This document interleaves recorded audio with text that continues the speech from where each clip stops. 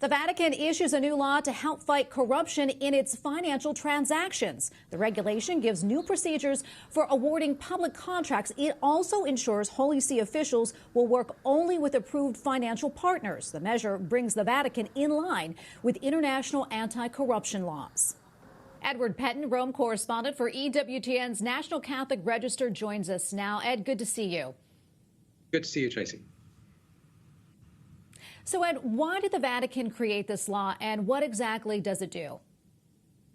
Well, it's really to deal with the reports that we've heard over the years of corruption in the Vatican, and it's really aimed at streamlining the workings of the Vatican, particularly regarding external contracts and external contractors. And what it does is it implements more transparency, control, and really better efficiency regarding these external contracts to avoid corruption in those areas. It brings them up to international standards, and it also puts restrictions on nepotism, which has been a constant problem in the Vatican for many years.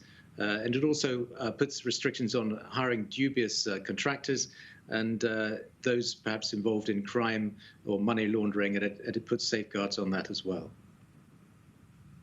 Why is it coming out now? Well, it's the fruit of 4 years' work between dicasteries, and some people have said, why has it taken so long? Well, I think part of the reason is because there's been resistance to it from certain people in the Vatican who sort of part of these corrupt practices. But it has been a lot of consultation between different Vatican bodies. But the goal is to achieve, as they say, cost savings, effectiveness, and efficiency. And that, of course, is very important at the moment because of the financial constraints put on the Vatican during this time of the pandemic. So they're very keen that this comes out now as well for that reason. Ed, what's been the reaction so far? Well, very favourable. I mean, this has been expected and wanted for a long time. And sources that I've spoken to close to the Secretariat for the Economy say the measures represent a wonderful advance. And in fact, it's something that the Secretariat, since its inception in 2014, has been pushing for.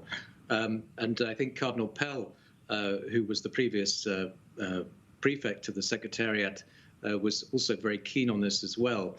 It won't be a panacea for the corruption in the Vatican, or at least this malpractice. There will be personnel who will remain there, but at the same time, they do spell out these laws a new methodology, which has to be followed, of course, if they're to guarantee transparency, control, and competition in external contracting. I know Pope Francis has repeatedly promised internal reforms at the Vatican. Do you think this is a step in that direction? Yes, I think many people are seeing it that way, and it does seem to be part of the process of reform, especially financial reform. And this is something that was part of his mandate when he was elected 7 years ago. Some say, why is it taking so long? As I said before, I think it has been because of the resistance, but there do seem to be people in position now, in positions of leadership in the Vatican, particularly in the Secretariat for the Economy, who are keen to push these reforms forward now and really try to tackle this corruption head on. All right. Well, thank you so much, Ed, for your time and for your analysis on this. Edward Pentin, Rome correspondent for EWTN's National Catholic Register. Thanks again, Ed. Thank you, Tracy.